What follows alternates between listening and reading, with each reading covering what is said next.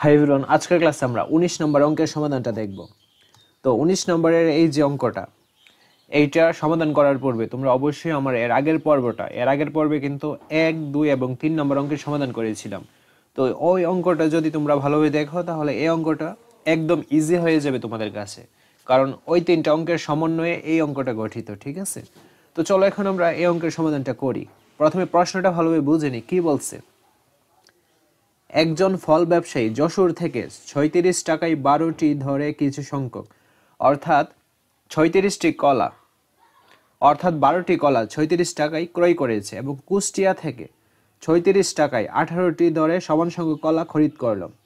এবং সে কুষ্টিয়া থেকে কি করলো? ৩৬ টাকায় ১৮টি কলা ক্রয় করলো, অর্থাৎ সে দুই জায়গায় থেকে ৩৬ টাকায় ভিন্ন ভিন্ন কলা ক্রয় করেছে।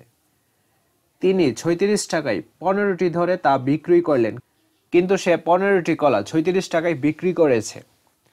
আচ্ছা, আমাদের প্রশ্নে কি বলছে? ব্যবসায়ী যশোর থেকে প্রতি ১০০ কলা কি ধরে ক্রয় করেছিল, অর্থাৎ যশোরের যে কলা ক্রয় করা হয়েছিল এটার শতকরা আমাদের বের করার জন্য বলছে, যে শতকরা ১০০টি কলা ক্রয় করতে কত টাকা লাগছে সেটা বের করবো এখন আমরা। তো যশোরের ক্ষেত্রে কি বলা হয়েছে? ১২টি কলার ক্রয় মূল্য কত টাকা দেওয়া? ৩৬ টাকা। একটি কলার ক্রয় মূল্য ১২/৩৬ টাকা। সুতরাং আমাদের কি বলছে? শতকরা, অর্থাৎ ১০০টি কলার ক্রয় মূল্য ৩৬ গুণ কি হয়ে যাবে? ১০০, আর নিচে হবে ১২। ৩ × ১২ = ৩৬, ৩ আর ১০০ গুণ দিলে হবে এই যে ৩০০ টাকা। এটাই হচ্ছে উত্তর। তারপর খ নম্বরটা দেখো, সবগুলো কলা বিক্রি করলে শতকরা কত লাভ বা ক্ষতি হবে? তো এখন আমাদের কাজ হচ্ছে দুইটা। প্রথমত আমাদের কত লাভ বা ক্ষতি হয়েছে সেটা বের করতে হবে, বের করার পর আমাদের শতকরা কত লাভ বা ক্ষতি হয়েছে সেটা বের করতে হবে। তো কত লাভ বা ক্ষতি হয়েছে সেটা কিভাবে বের করব? দেখো, আমাদের প্রথম যশোর এবং কুষ্টিয়ায় যে কলা কত টাকা ধরে ক্রয় করা হয়েছে সেটা বের করতে হবে। তো যশোরের ক্ষেত্রে ১২টি কলার ক্রয় মূল্য, ঠিক আছে, যশোরের ক্ষেত্রে ১২টি কলার ক্রয় মূল্য কত? ৩৬ টাকা। একটি কলার ক্রয় মূল্য ১২/৩৬ টাকা, ৩ × ১২ = ৩৬, কত টাকা? ৩ টাকা। আচ্ছা, তারপর আবার ১৮টি কলার ক্রয় মূল্য ১৮টি কলার ক্রয় মূল্য কত টাকা?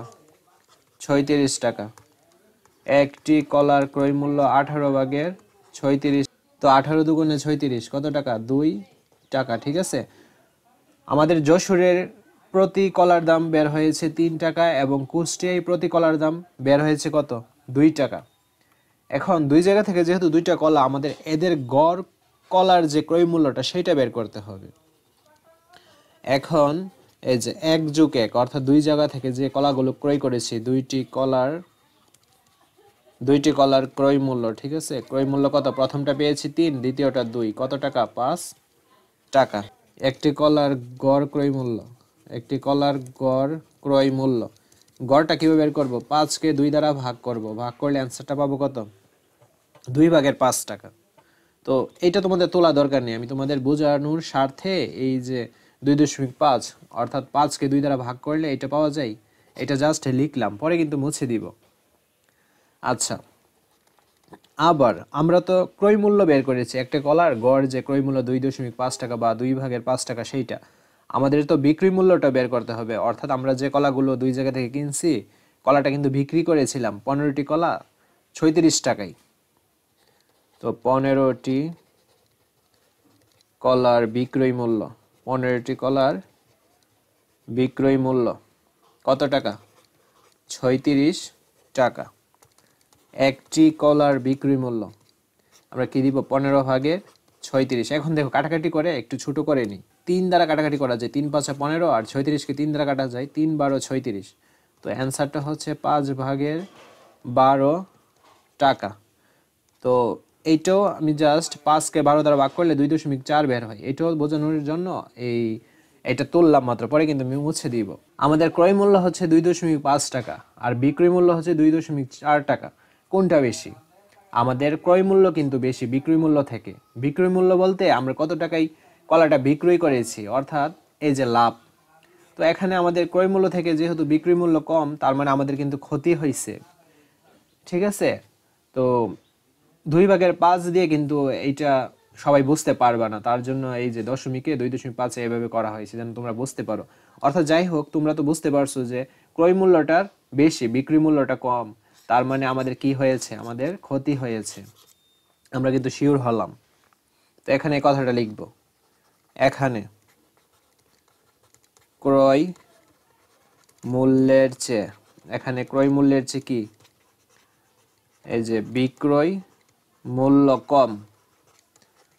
ক্রয় মূল্যের চেয়ে বিক্রয় মূল্য কম হলে কি হবে, ক্ষতি হবে, অর্থাৎ ক্ষতি হয়েছে। ঠিক আছে, সুতরাং আমাদের তো প্রশ্নে বলছে যে ক্ষতি বা লাভ হয়েছে কত সেটা বের করতে হবে। তো ক্ষতি কিভাবে বের করে, ক্রয় মূল্য থেকে বিক্রয় মূল্য বিয়োগ দিলে ক্ষতি বের হবে। এগুলো কিন্তু এমসিকিউর মধ্যে আসে, তো তোমরা অবশ্যই ভালোভাবে দেখে নাও।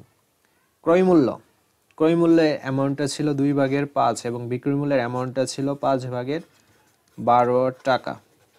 আমরা এটাকে লসাগু করবো, 5 আর 2 লসাগু 10, 2 দ্বারা 10কে ভাগ করবো 5, 5 দ্বারা আবার উপরের যে লব 5 এটাকে গুণ করবো, 5 5 25, দেন 5 দ্বারা 10কে ভাগ করবো, 5 দুগুণে 10, 2 2 দ্বারা লব 12কে গুণ করবো, 12 দুগুণে 24 টাকা।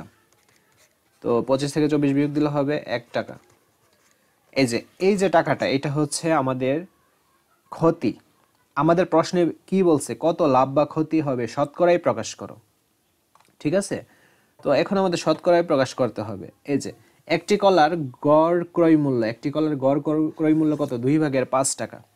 এখন এই যে টাকাটা একটা কলা ক্রয় করতে লাগছে বা ইনভেস্ট করতে লাগছে, এই টাকাটা ইনভেস্ট করে আমার ক্ষতি হয়েছে কত, এই যে এই টাকাটা 10/1 টাকা ক্ষতি হয়েছে। তো আমরা এখন এইটাকে সাজাবো, 2/5 টাকা, এটা হচ্ছে একটা কলার গড় ক্রয় মূল্য বা একটা কলার ক্রয় মূল্য বা আমি ইনভেস্ট করেছি 2/5 টাকায় ইনভেস্ট করে ক্ষতি হয় বা ক্ষতি হয়েছে কত, 10/1 টাকা। আশা করছি তোমরা 100% ক্লিয়ার।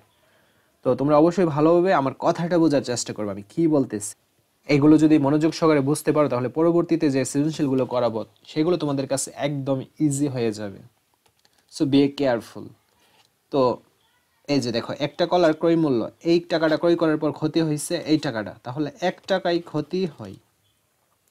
আমরা 10/1কে উপরে দিব লবে আর 2/5কে হরে দিব। সুতরাং আমাদের তো শতকরা বলছে, এই যে শতকরা 100 টাকায় ক্ষতি হয়। এই যে দেখো, তোমাদের এখানে এই বিষয়টা একটু জটিল মনে হচ্ছে, আমি এটাকে এখানে ব্যঙ্গে রাফ করে তোমাদের বুঝিয়ে দিচ্ছি। 10/1, এখন নিচের যে 2টা এটা উপরে চলে যাবে আর 5টা নিচে চলে যাবে, এই যে এই ফরম্যাটে হবে।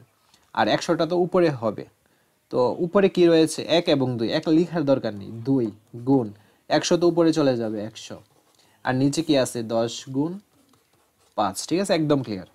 10 10-এ কত, 100, আমরা কাটাকাটি করি, 5 দ্বারা 10কে কাটাকাটি করা যায়, 5 দুগুণে 10। আর তোমাদের যদি কাটাকাটি প্রবলেম হয় তাহলে শর্টকাটই করে ফেলবা, 2 গুণ 100 গুণ করবা, 10 গুণ 5 গুণ করবা, 50 বেরোবে। 50 দিয়ে 100 আর 2 গুণ করে যে রেজাল্টটা বের হয়েছে ওইটাকে যখন ভাগ করবা তখন দেখবা অ্যান্সারে 4ই বের হয়েছে। ঠিক আছে, 4 টাকা। অর্থাৎ আমাদের নির্ণয়ে ক্ষতি হচ্ছে এই যে 4%। যেহেতু শতকরা বলছে অবশ্যই টাকার পরিবর্তে তোমাদের পার্সেন্ট দিতে হবে, কিন্তু না দিলে কিন্তু আবার অঙ্কটা প্রবলেম হয়ে যাবে বা তোমরা নাম্বার কম পাবে। আচ্ছা যাই হোক, আমরা এই অঙ্কটা বুঝতে পারছি। আচ্ছা, তারপর গ নম্বর অঙ্কে কি বলছে, 25% লাভ করতে চাইলে প্রতি হালি কলা কি দরে বিক্রি করতে হবে। তো এখন আমাদের কাজ হচ্ছে একটি কলার বিক্রি মূল্য বের করা, তারপর আমরা 4টি কলার বিক্রি মূল্য বের করব, দেন অ্যান্সারটা হয়ে যাবে। আচ্ছা, আমরা অঙ্কের সমাধানটা দেখে নিই।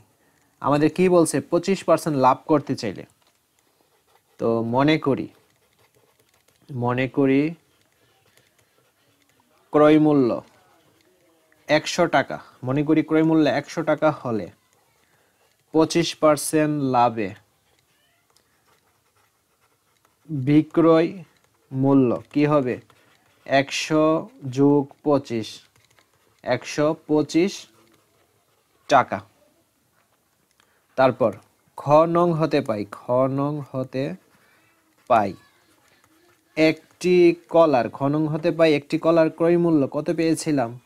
ক্রয় মূল্য পেয়েছিলাম 2/5 টাকা। খতে কিন্তু এটা পেয়েছি।